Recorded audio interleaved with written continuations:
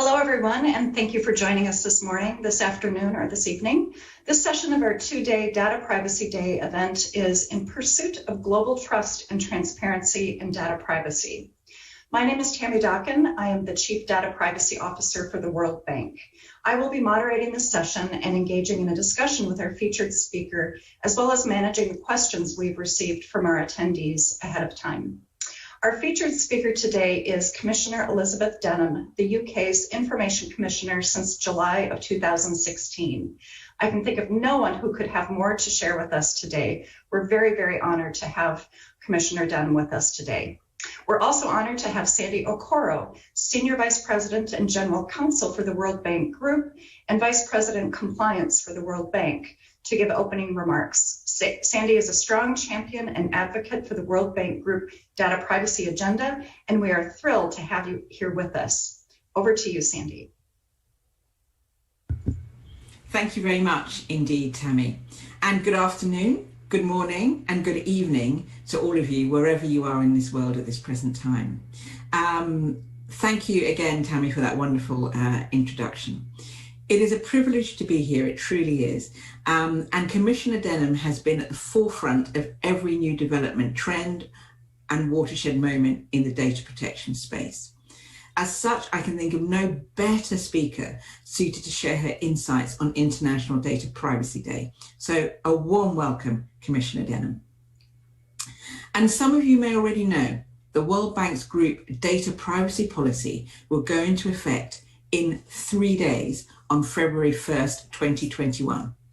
It is the ultimate demonstration of our commitment to the responsible use of personal data in aid of our development objectives. This is an important step and is unprecedented among international organizations. Working without blueprints and without precedents was difficult. And certainly it is thanks to outspoken principal voices like Commissioner Denham's that the World Bank Group has been able to create a policy that reflects the ideas and values most important to our stakeholders.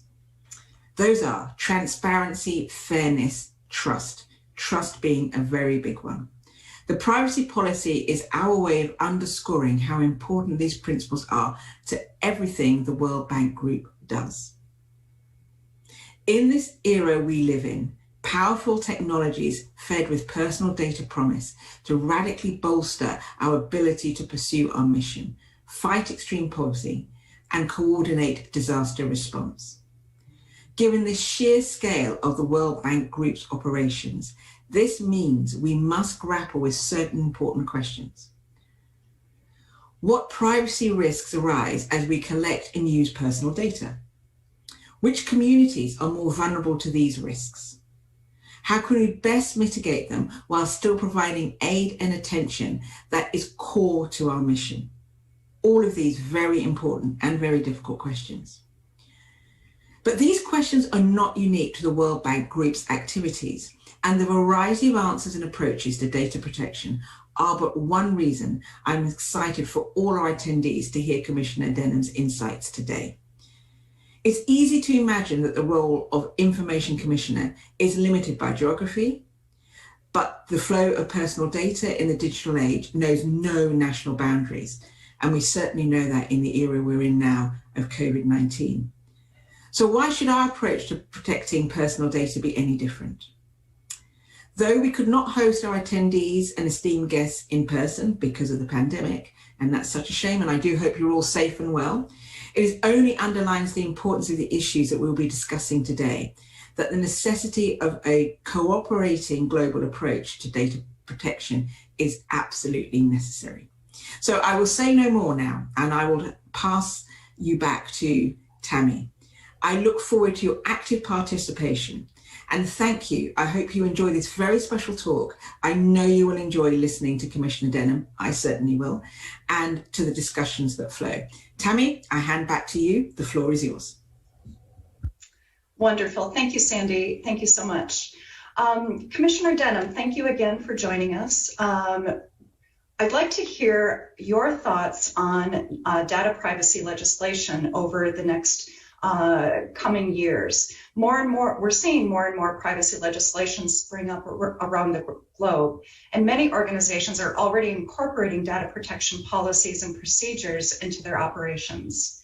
What are your thoughts on the adequacy and pace of this mainstreaming of data protection to the extent you've seen it so far?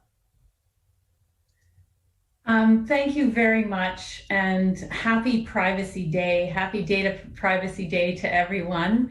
It's an honor to provide some prepared remarks, but also to participate in some Q&A sessions and interaction.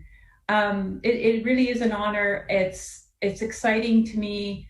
It's exciting for me to hear about the World Bank's privacy policy, although you're not required in law to pass such a policy and administer such a policy. I think it's critically important in the world today. And I'm always struck when I speak before a large audience like this, how far privacy and data protection have come. There was a time, not so long ago, that when you worked in data protection and you said what you did for a living, that was pretty much a conversation killer. But mine and my colleagues' work was seen back then as a back office issue, a back office function. And it felt to many about being a box ticking exercise or jumping through inconvenient hoops. But that's not the perception that I hear about data protection today.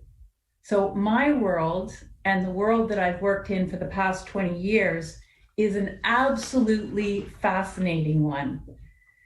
It's one that weighs the value of police catching criminals using facial recognition technology against the intrusiveness of that technology to society. It's a world that asks whether data-driven advertising techniques that we've become used to in selling us trainers and holidays should be allowed to convince people to vote in a certain direction. It's also a world that must consider the privacy implications of state-sponsored contact tracing systems against the need for an unprecedented innovation to solve the unprecedented problems that we see brought upon by this global pandemic. So my role right now as the UK Information Commissioner feels a long way from a backroom kind of function. I have to share with you, though, that I did begin my career in dusty backrooms and dusty basements because I was trained as a professional archivist, and I've always kept that passion for records of history. And so in preparing for my talk today, it was a welcome opportunity to look back on some of the great black and white photos of the Bretton Woods Conference in 1944. And we tend to see archives as a way of reviewing the past, of being able to find perhaps a different contextual perspective on a period of history. And there's a lot to reflect in those images, which are predominantly of white, middle-aged men sitting in long chairs, smoking cigars, and looking at them through the context of our 2021 sentiments. But what always strikes me when I spend time reading through historical documents is how much they inform contemporary challenges. The unique events that we think we face today aren't always as unprecedented as they might first seem. And so in preparing for today, I was really struck by a comment from Fred Vinson, who was Secretary of the Treasury and part of the US delegation at that 1944 conference. And Vinson said that sometimes certain problems seem to be the most important on a particular day. Some folks think that the problems of the world are meant to be solved in one day or one conference. And that can't be. We must have cooperation. We must have collaboration. So there's a lot in that comment that can inform, I think, our contemporary challenges. So today, I'd like to talk to you about two things. I'd like to talk about the value of good data protection, its role in supporting innovation and economic development, and on how good data protection is too important to just come to the fore on one day only. Secondly, I'd like to reflect on the value of raising data protection standards around the world and ask whether there's a role for a Bretton Woods conference for data protection. So let's turn to my first issue, which is why good data protection is too valuable to come at the fore on one day only. So I may sound sort of long in the tooth, but I've worked in data protection across 3 decades. And to me, the defining aspect of my world today is just how mainstream privacy is. I see Apple placing privacy as one of its key selling points. I hear people talking about Facebook's approach to political ads discussed at the dinner table. And I think research really backs this picture. The Pew Research Center in Washington, D.C. found that 4 out of 5 Americans say that the potential risks they face because of data collection by companies outweigh the benefits. Time and time again, we see that people want to wrestle back control and agency over their personal information. And I see day in and day out how personal data protection is. If I think about the ICO's work to support victims of sexual assault who were expected to share the full contents of their mobile phone, and hearing some of the harrowing stories of women who were asked to choose between their right to privacy and their right to justice. I also think about the ICO's work around a database of individuals, mostly young people, believed to have been linked with gangs, which was being shared between London's public authorities. Young men who were wrongly included on that database were then struggling to access housing and other basic services through no fault of their own. Where people have had a bad experience of their data being misused or poorly used, they lose faith in the whole system. And they begin to feel that the rules aren't fair and the rules don't protect them. And then they disengage from processes like the COVID track and trace systems, like state-run health apps that bring real societal benefits. And I'd add data and democracy to that list. So where people lose trust in how their information is shared and being used by political parties and campaign groups, they lose trust in democracy itself. I know that this understanding of the role of the individual is extremely relevant to many of you. The work that you're involved in is, on the one hand, about big projects and finance and international development. But on the other hand, it's about people, it's about individuals, and it's about understanding the impact on their lives, and that includes privacy rights. So privacy is mainstream. Privacy is personal. But we must understand that privacy is not optional. It's not a nice to have, and it's not the cherry on the cake. And that is because data protection and privacy is a cornerstone of digital innovation and modern economic growth. So we just have to look at 2020.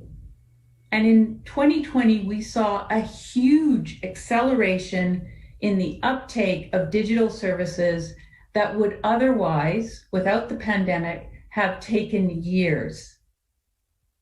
We saw data innovations that played critical roles in monitoring the spread of coronavirus, of joining up vulnerable people with the services that they need, with keeping us in touch with friends and family where we were unable to leave our homes. Information about people was the fuel that drove the innovations, that drove the public health response.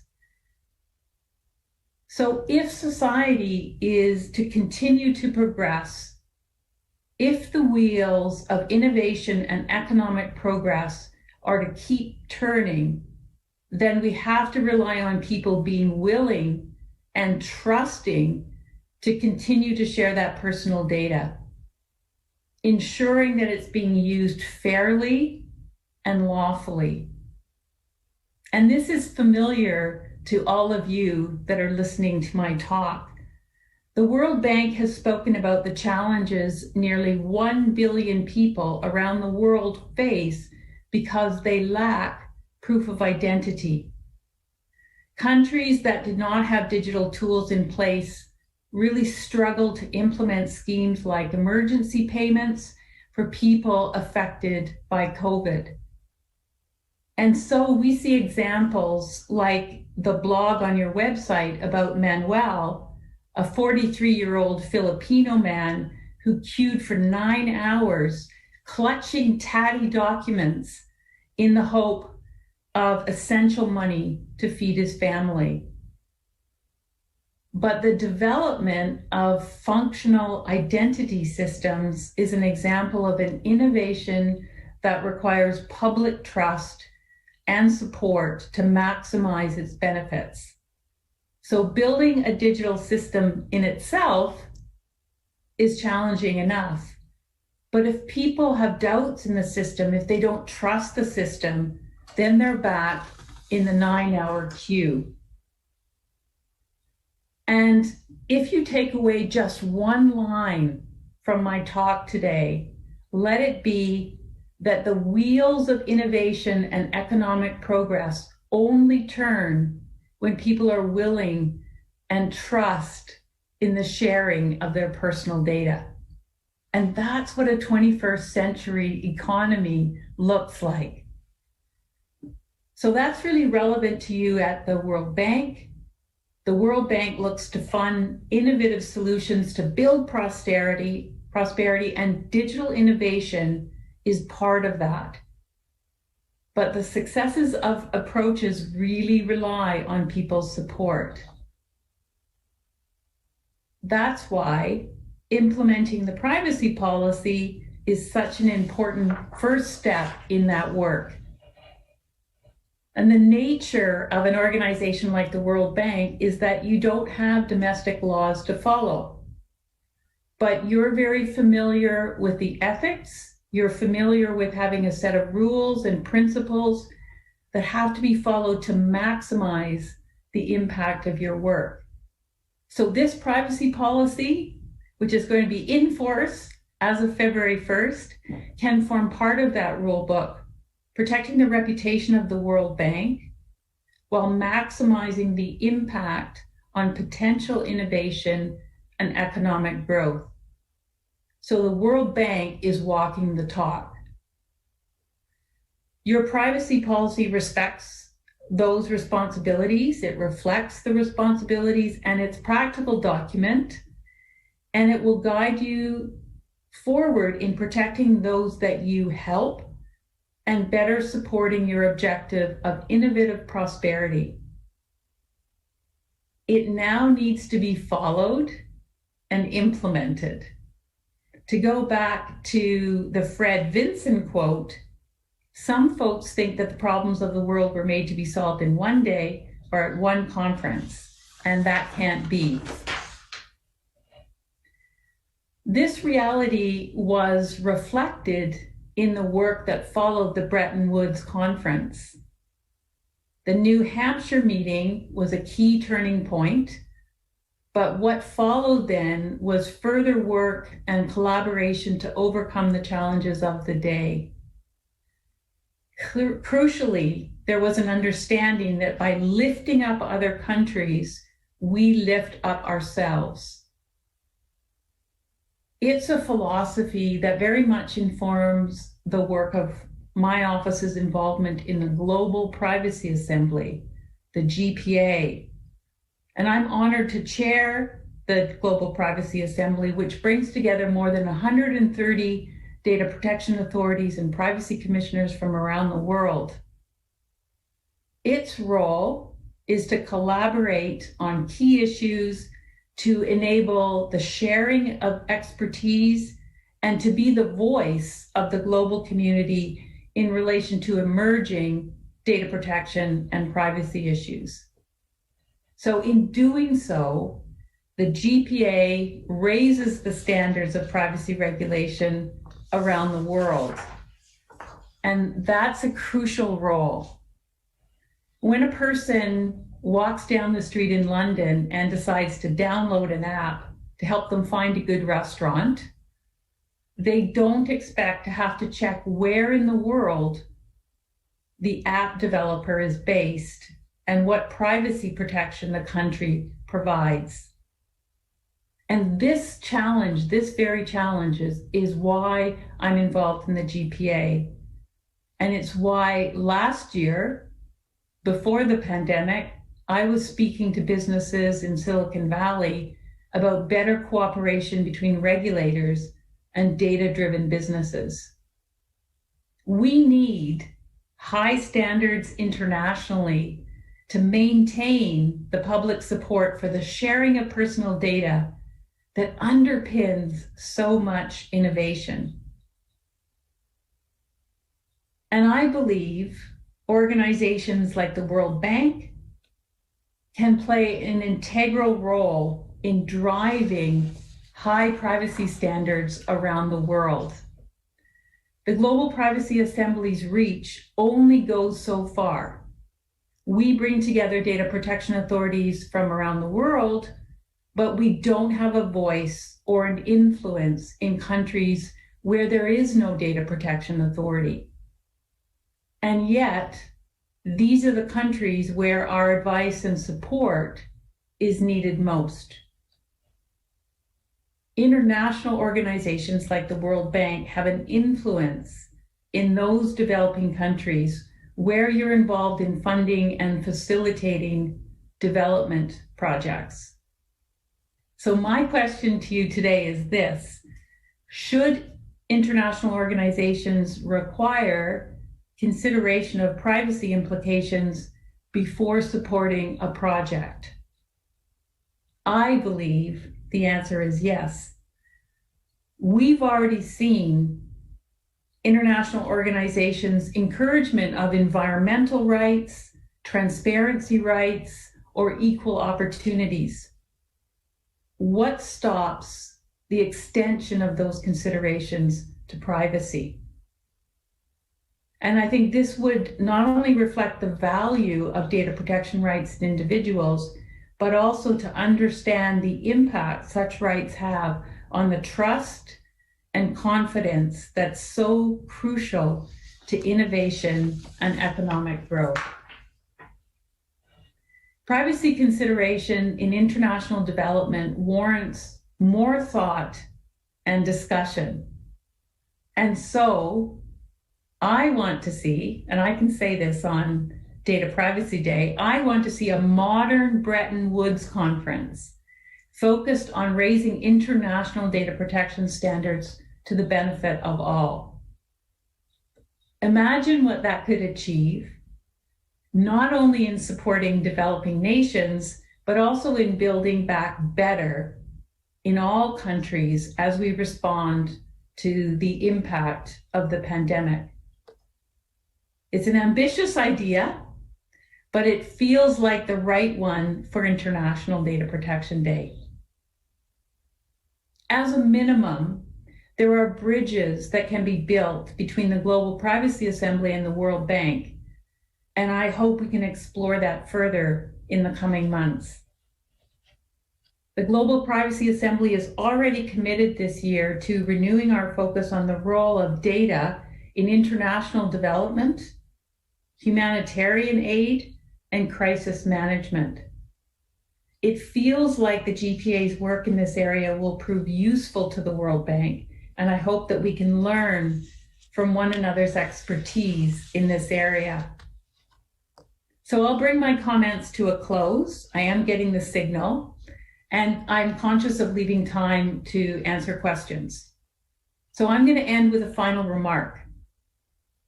Today is the right day to be talking about data protection.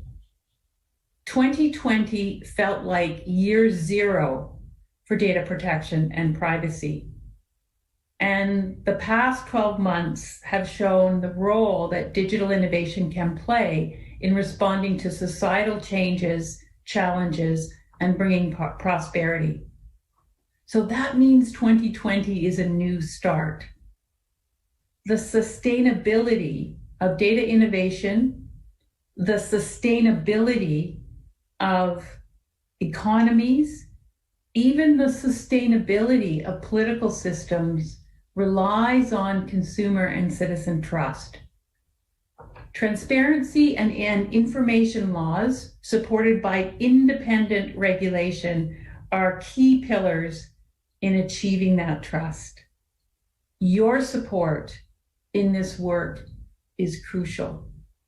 So thank you for your attention, and again, happy Data Privacy Day.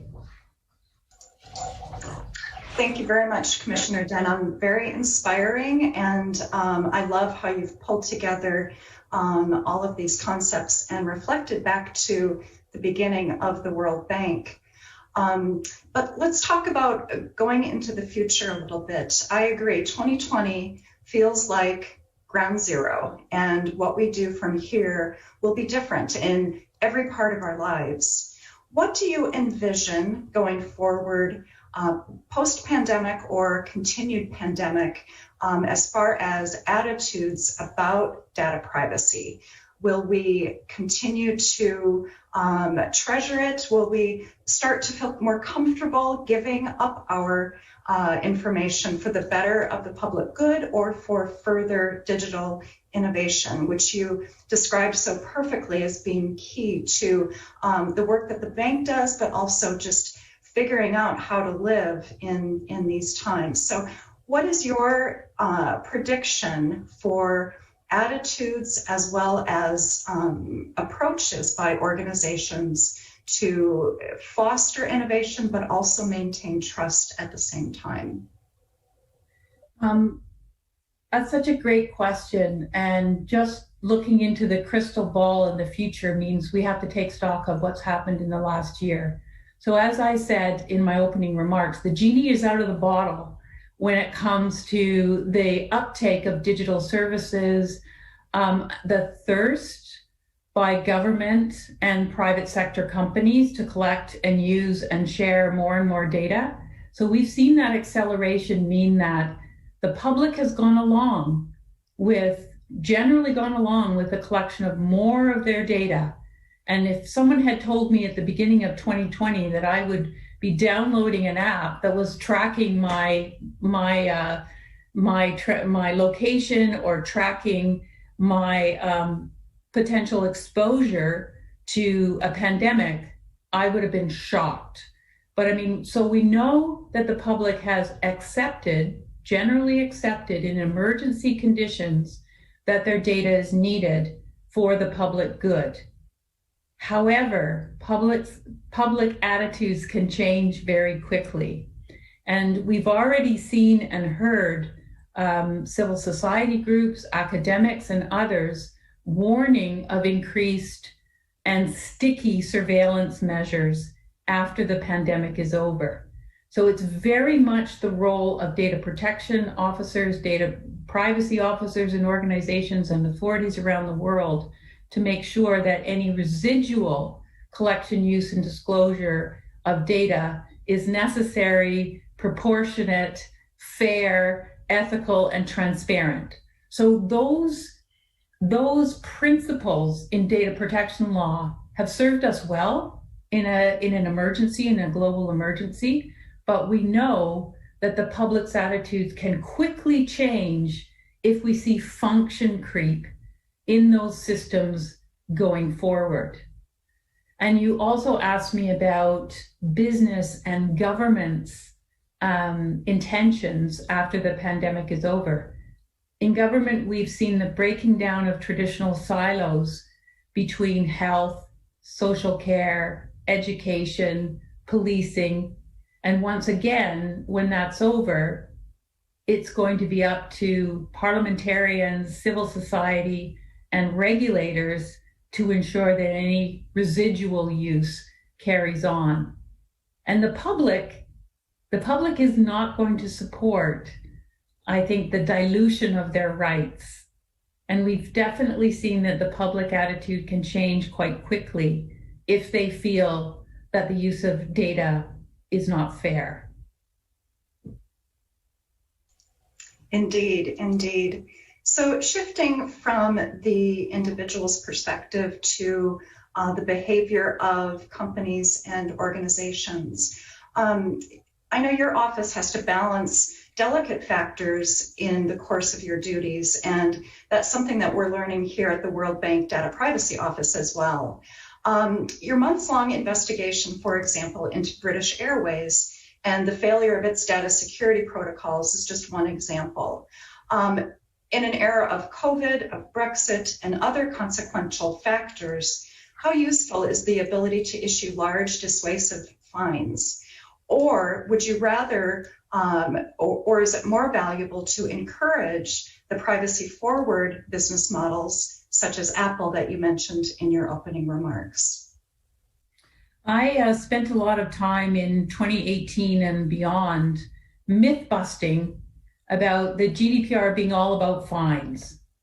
So again, what the GDPR brought to European nations, to the UK, was a new privacy toolkit for regulators. And I think it's really important that a regulator makes use of all the tools in the toolbox. So we had new tools such as warning letters.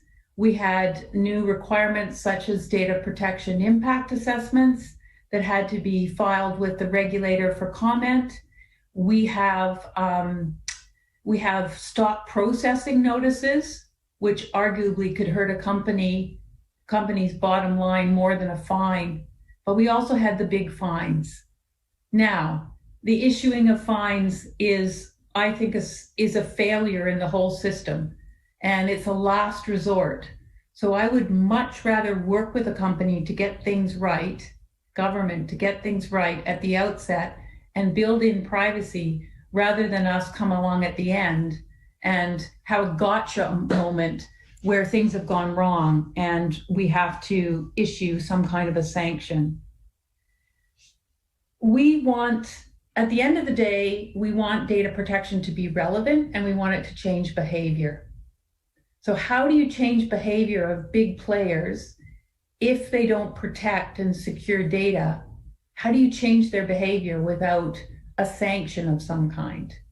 And British Airways and the Marriott are two examples of the ICO issuing a preliminary notice of some very high fines, which we then decided to minimize because of the impact on those companies, retail and airlines, of the pandemic. And I think that was understood to be reasonable. So there was a deterrent in that these were large fines, larger than we'd ever seen before, larger than we'd issued under previous legislation. But I do think there was a lesson learned there across the aviation sector, across the retail and the accommodation sector. So I think it sent news, but the GDPR is not all about fines. And as I say, it's really important for a regulator to use all the tools in the toolbox with an eye to ensuring that the motivating sanction, the sanction we use, is going to change behavior. And just one last thing I'd like to say is that the ICO has, before the GDPR, we have had sanctions and fines, much lower level, but we publish a regulatory action policy. It's laid before Parliament. It has the input by stakeholders, because I don't want any surprise in why we use a certain tool or a certain sanction against an organization. So that's a no surprise policy by the ICO. Very interesting. Just to pick up on that a little bit, as we at the World Bank and the World Bank Group are building out our privacy programs, do you have any tips on what you've learned, what works, what doesn't work, in order to change the behavior?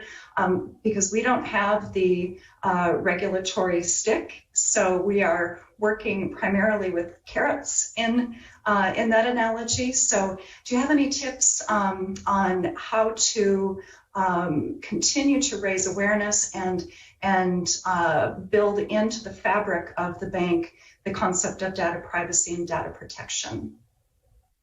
So you're taking me back to the early part of my career, where I was the first chief privacy officer for a large health authority in Canada. So the law had just come in. So I did have the law there, no sanctions.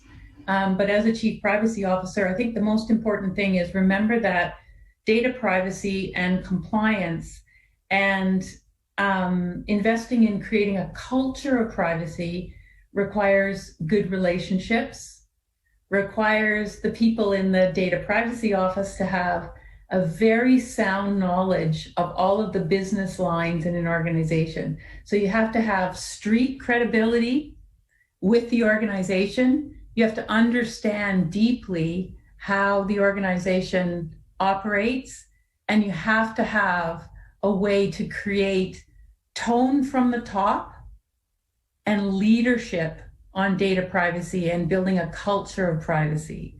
And I think within an organization, that's so critical, especially at an early stage. You've just got your first privacy policy, and you need to influence all through the organization. And I would say find champions in all of the lines of business and the sections of the World Bank, to make sure that you have a whole network of champions that can get the word out there, because you can't be seen as just a compliance office. You're building trust, and you have to tell really good stories about why it's important to the business of the World Bank and globally to have data protection principles behind you.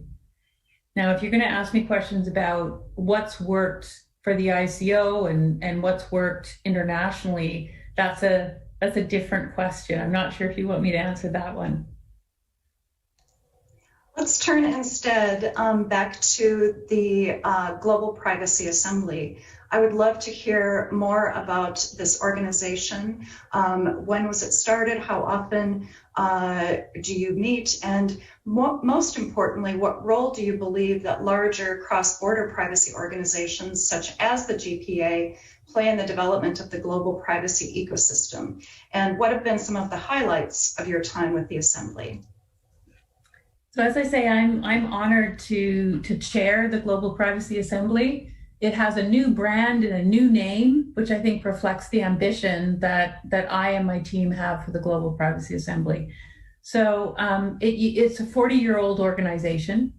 It used to be called, the sexy name was the ICD PPC, the International Conference of Privacy Protection Commissioners. And so what we needed an active, relevant organization that was externally focused. And what we had was a very inward-looking organization that met only once a year. And how can you be a relevant organization if you meet only once a year? With the way that new technologies and new business processes are developing.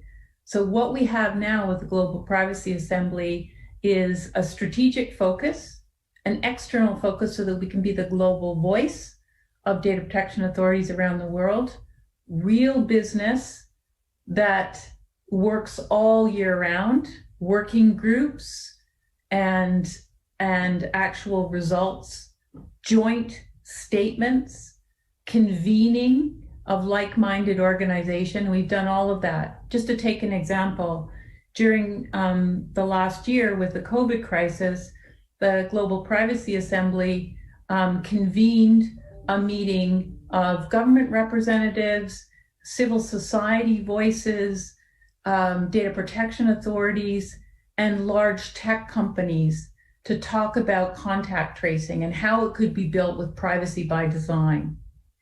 So that was a hugely successful workshop. We have now run 2 further workshops, the latest one on immunity certification and privacy issues related to that. So the Global Privacy Assembly has a clear voice with the OECD. The Privacy and Security Working Group is chaired by one of my deputy commissioners at the ICO, Steve Wood. And so that gives the GPA and OECD very close working relationships. The Council of Europe is another global body that we work closely with.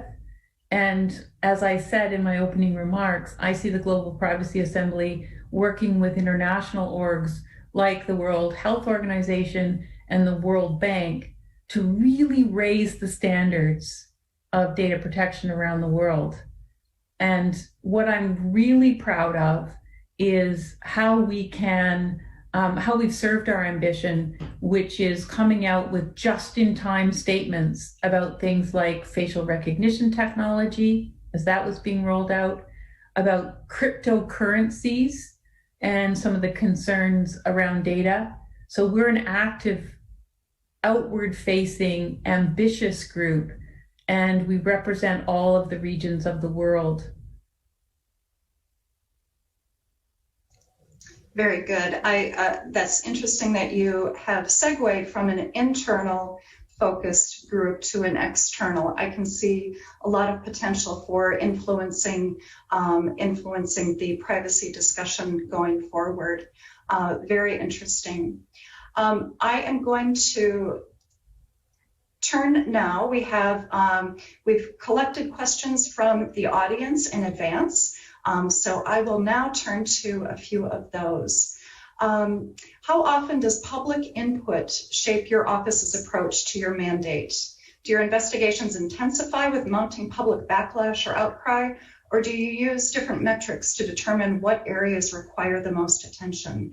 How much noise influences your approach and your investigation or work with a company? What a great question. I think one of the biggest challenges of a public role like Information and Privacy Commissioner is that there is a lot of noise, and that you have to be able to strategically think through and have clear judgment on where you put your resources.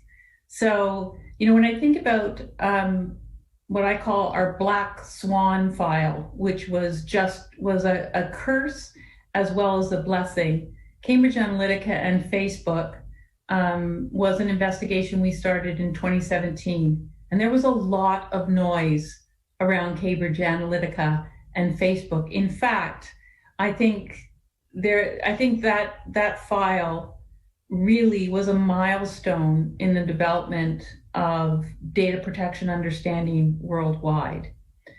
But we had to, again, journalists could opine about Cambridge Analytica and Facebook, academics could opine, parliamentarians could, but we're the regulator and we're evidence-led, and we can't conduct our investigation in public.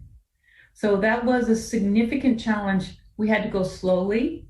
We had to crunch through huge amounts of data from the servers that we had seized from Cambridge Analytica, and we had to put out, when we were ready, the investigation report, the findings, the sanctions, the prosecutions, the fines. We had to put those out when we were ready.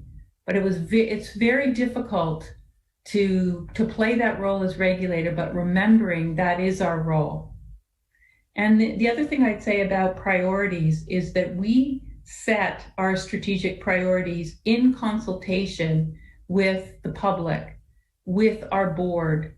We have advisory boards, both on the technology side and also on the strategy side. So we do determine our strategic priorities. And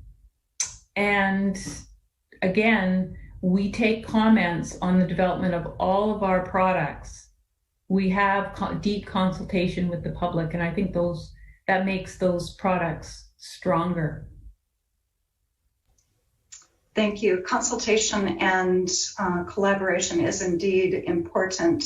I'm struck by that at the bank in particular, so I can appreciate that. Continuing on the Cambridge Analytica and Facebook line of discourse, your office's investigation of personal data use in political campaigning has highlighted the important link between reasonable data use and trust in democratic processes. Can you describe how you see that link affecting public trust, especially in countries where electoral law and electoral practices are contested? I think that was one of the most important investigations that we carried out, because again, I think we uncovered an area where the public wasn't aware of how clever data analytics could potentially, and social media, could be a potential benefit in elections, but also a potential weapon, especially in countries that didn't have strong electoral regulation and strong data protection regulation. So what we learned in that investigation is how important it is to work with electoral regulators, content regulators, as well as the Data Protection Authority, being aware of how data could potentially influence voters. And I think when I think of developing countries or countries that don't have independent authorities to carry out these investigations, again, it can skew trust of the voters. And it's such a significant issue, because if individuals don't trust that the processes are fair, they don't have the public square anymore because so much discourse is happening online, then again, the trust in the whole fairness of the election is at risk. And I've written extensively, as of many others, about the democratic deficit of invisible data processing and how it can significantly sway elections, particularly in areas where the margins are slim. That resonates quite well with us at the bank. Trust is a critical component to our work, and we are working to maintain that trust through the implementation of our privacy policy. So that resonates and certainly is an important factor in the democratic process as well, and electoral process. Are there some industries or practices that are easier than others to monitor, audit, or reform? And what is the collaboration process when it comes to investigating or sanctioning sensitive areas such as critical infrastructure? When it comes to critical infrastructure, I suspect the question is about data breaches. Is that right? Okay, so the ICO has really, because we have responsibility for overseeing data breaches that involve personal information, we're often involved with other regulators. So the Financial Conduct Authority, the National Crime Agency, the Cabinet Office. It could be another regulator it could be a sectoral regulator like the communications and media regulator.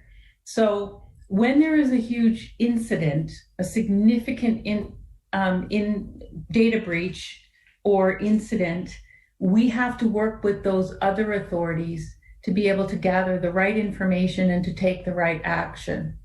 And we've had that situation with a data breach, let's say Equifax. There was a large data breach a couple of years ago that involved US and UK data that had been breached by Equifax. Well, that touches on the crime agency, the policing agency, the government, as well as the Financial Conduct Authority. So again, it's working with all of those regulators, and also the National Cybersecurity Center in the UK, which is a really strong, well choreographed dance partner to the ICO, because the National Cybersecurity Center will help organizations recover from the breach, while we are the investigative arm that's really standing up for the public. So we have to work with all of those organizations. I hope I've answered that question. Yes, you have, and I love the analogy or the use of the word dance, because it is a choreographed exercise that involves different stakeholders from different points of view, and you underscored that your point of view is that of the public, and approaching it from that angle versus the cleaning up the company's systems. That's very interesting.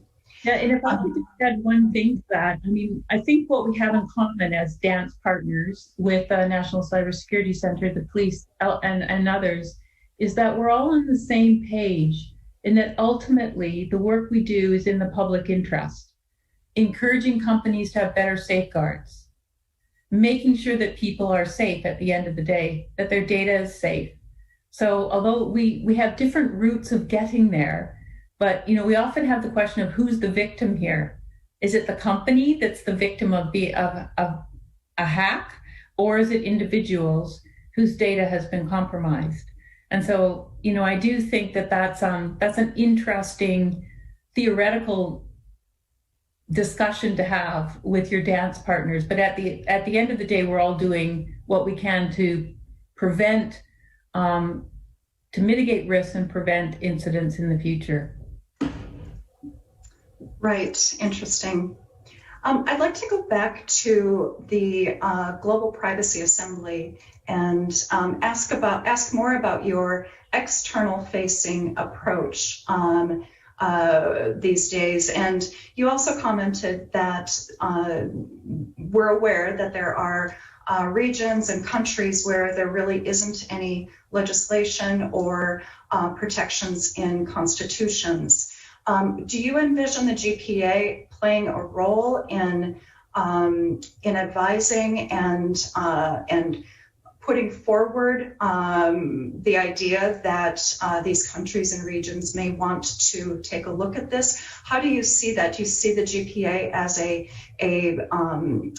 force like that? Particularly interested in, because the bank, of course, serves those countries, and we're interested in helping that discussion along. So do you see the GPA playing a role in that? Yes, we have, and we do, and we will continue to do that.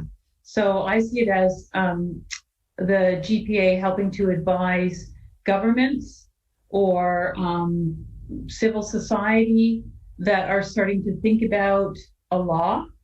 So the idea of helping with the development of model laws. I have been, as chair of the GPA, I have consulted to jurisdictions like India. We've consulted with Brazil, et cetera, on how to build an independent data protection authority.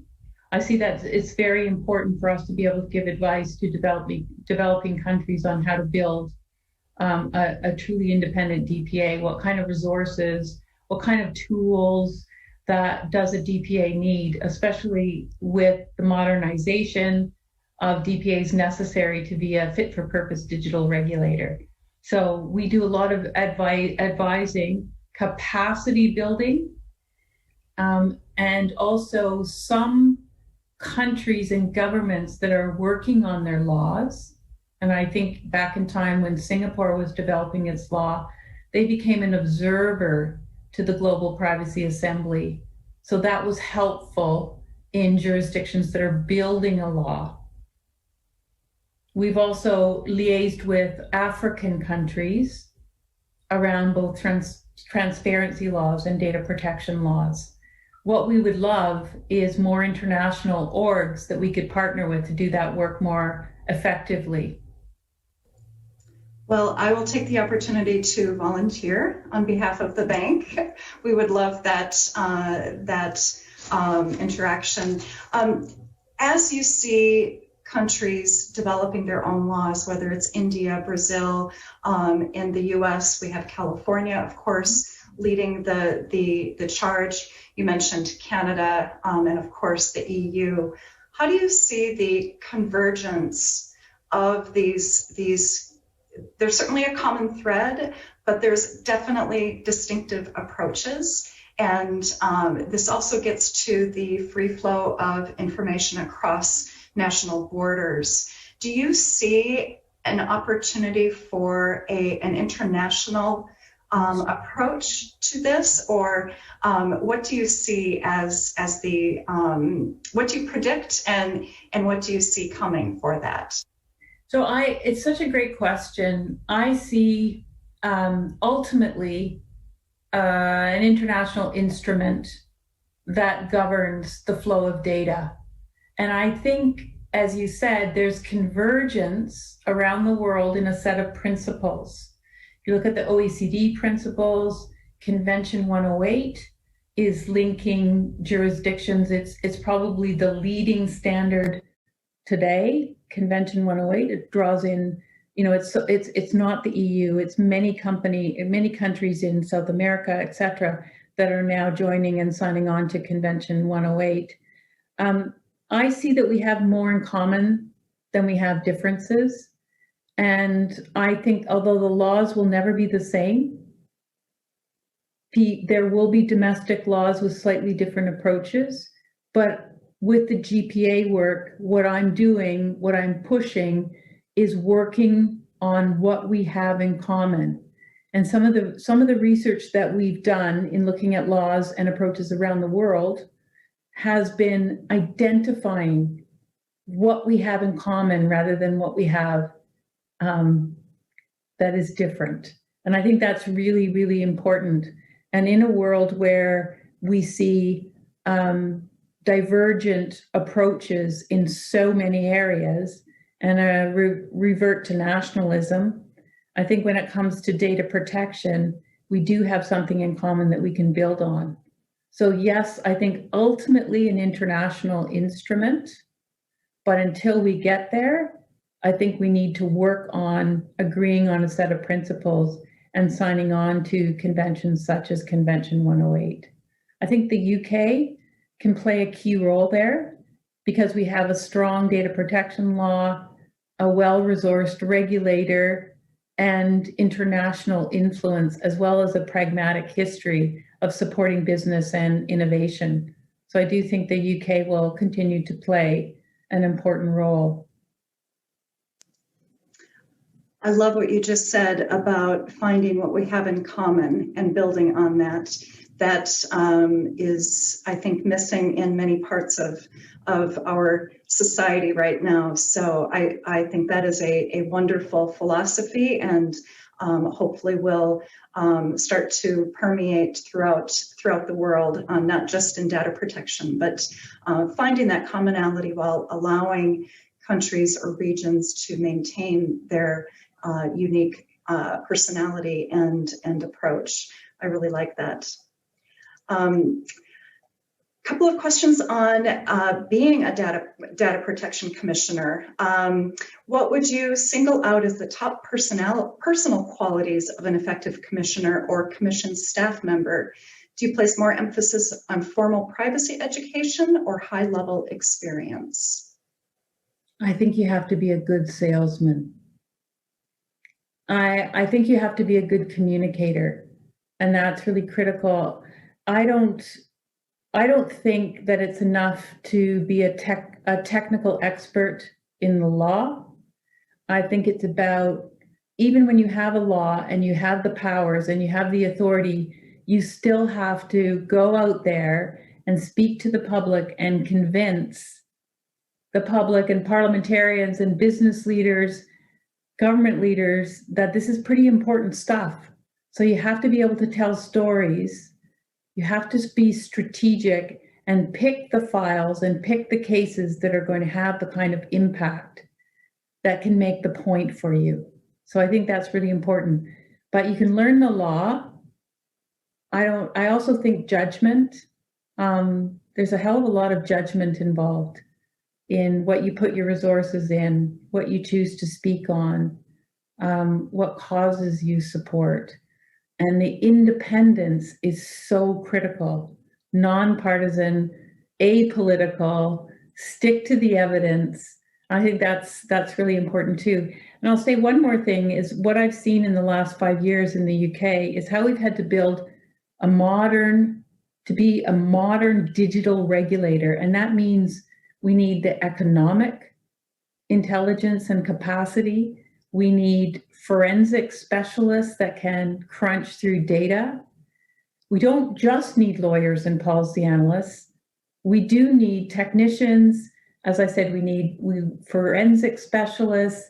We need people who have expertise in machine learning, artificial intelligence.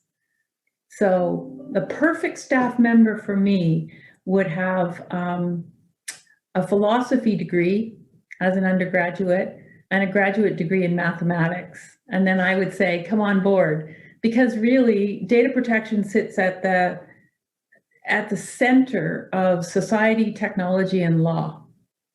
And that's not what it was 15 years ago. Very interesting response. The sales piece of it particularly, and that resonates as well. And I'll note that the ICO website, I think, reflects that, because you present material in a way that pulls people in, you condense it, and it's very, very helpful. And it's one of the two websites that I have bookmarked on my laptop and go to for inspiration and to help with what we're creating. I am told by the team that we are running out of time.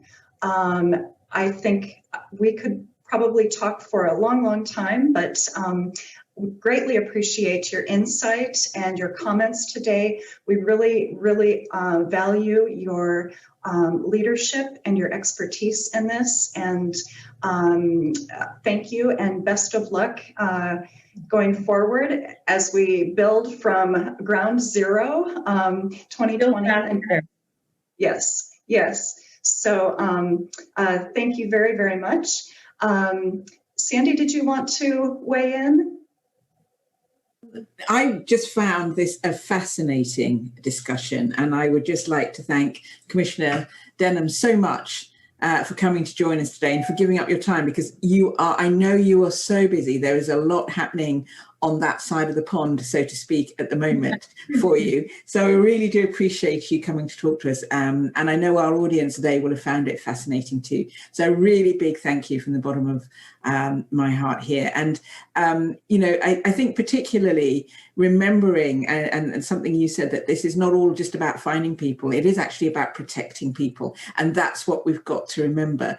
And this, I think, 21st century has been a rocky start so far, but let's say that I think hopefully it will be the century where we remember it was about protecting humanity in many, many ways.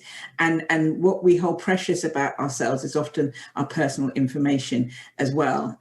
So I'm always an optimist, so I feel very hopeful about this, and clearly issues like this are safe in the hands of commissioners like you. And I hear your call for a new Bretton Woods. I hear your call. I hear your call. We'll leave that thought out there and see what happens when it comes to data privacy and data protection. So thank you very much. Tammy, back to you. Great, thank you. And thank you again, Commissioner Denham. I hope everybody watching has enjoyed this event. And I hope, as Sandie did, you found it interesting and illuminating.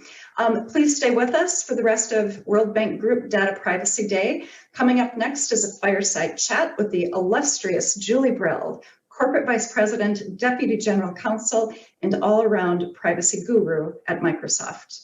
I'm looking forward to seeing you all there. Thank you. Bye. Bye.